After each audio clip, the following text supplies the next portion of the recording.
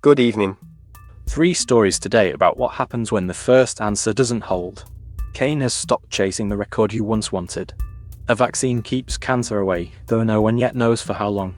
And in Jamaica, Paul Buchanan is back in court over an election he already lost. Sometimes the fight outlasts the reason for it. The dream of breaking the Premier League's all-time scoring record appears to be fading for one of England's top strikers.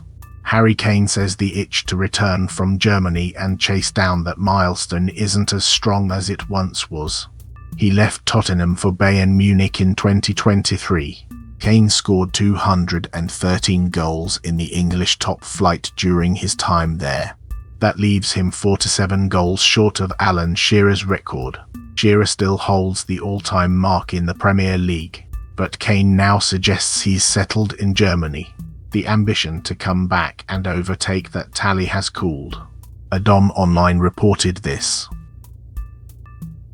Israel's former Prime Minister has waded into the debate over who should manage Gaza in the future. Naftali Bennett was speaking at a political conference when he said Qatar and Turkey should be kept out of any role there. He argued Egypt should be involved instead, working alongside Israel. Bennett claimed that bringing in Qatar and Turkey would strengthen Hamas. He said Egypt's involvement would help eliminate the group. Bennett served as Prime Minister from 2021 to 2022. He now leads the Biyachad party, which organized the conference where he made these remarks. The comments come as discussions continue about Gaza's future governance. Middle East Eye reported this. The Supreme Court has weakened the Voting Rights Act. Republicans then redrew voting district maps in ways that Democrats say hurt black voters. Now Democrats in Alabama are trying to turn that anger into political action. They want black voters to push back against the new maps and the court's decision. The effort extends beyond Alabama as well. Democrats across the country are watching to see if this becomes a rallying point. The Voting Rights Act was passed decades ago to protect minority voters from discrimination. The Supreme Court's recent ruling reduced some of those protections.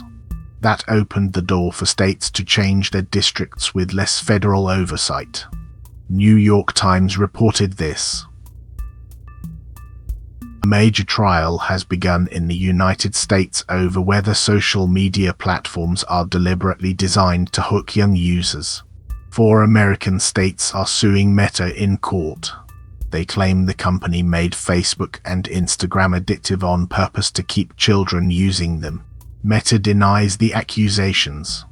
The case could set a precedent for how tech companies are held responsible for the effects their platforms have on young people. It raises questions about whether social media firms should face legal consequences when their products are accused of causing harm to children. DW World reported this. The Sydney Swans are facing growing scrutiny over allegations that have been described as very serious. The AFL Players Association has now weighed in on the scandal. The players' body joins a growing number of organisations expressing concern about the incident.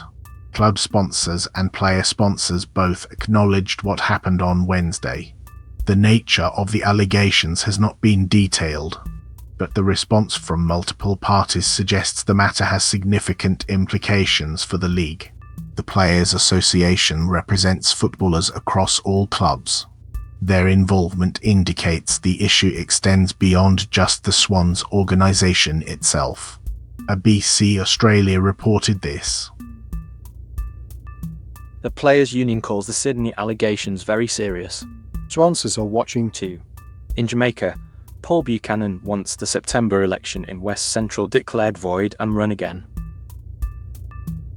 There's a fresh legal challenge to the result of last September's general election in St Andrew West Central.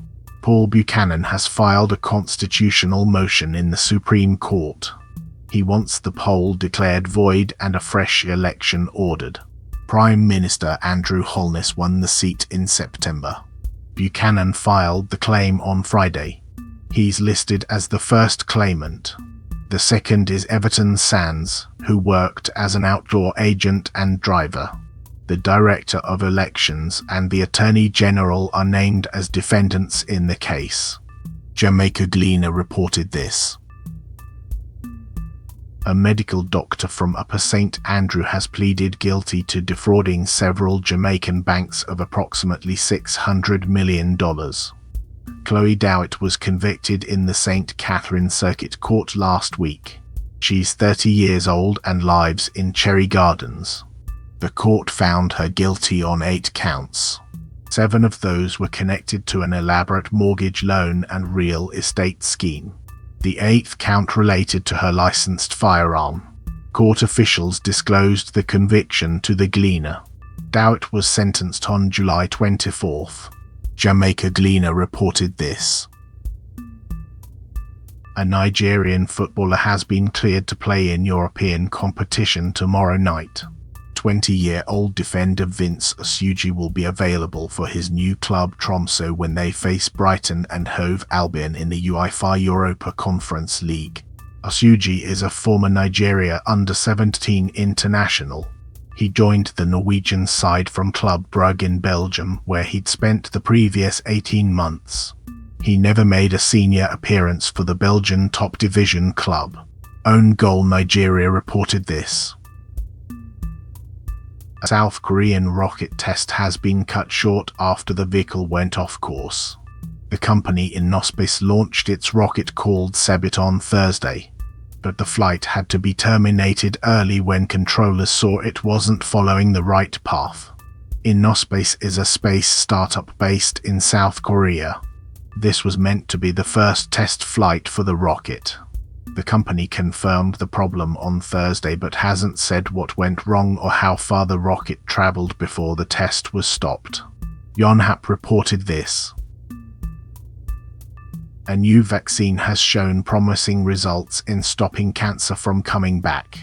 Patients who received the jab stayed cancer-free for longer than those who didn't. The trial has been described as a breakthrough, but researchers say it's still not clear how long the protection lasts. The vaccine works differently from traditional cancer treatments.